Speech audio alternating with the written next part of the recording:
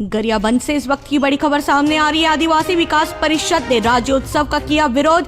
Rally के रूप में निकलकर सड़कों पर दिया धरना। पुलिस ने रैली को तिरंगा चौक के पास रोककर प्राथमिक शाला में किया घेराबंदी। विरोध प्रदर्शन अब भी जारी। आरक्षण को लेकर आगे भी राज्य शासन का विरोध करने की बात कही। गरियाबंद से इस वक्त की बड़ी खबर सामने आ रही है। आदिवासी विकास परिषद ने राज्योत्सव का किया विरोध। रैली के रूप में निकलकर सड़कों पर दिया धरना। पुलिस ने रैली को तिरंगा चौक के पास रोककर प्राथमिक शाला में किया घेराबंदी।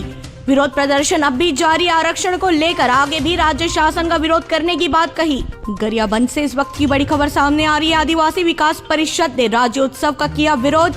रैली के रूप में निकलकर सड़कों पर दिया धरना। पुलिस ने रैली को तिरंगा चौक के पास रोककर प्राथमिक शाला में किया घेराबंदी।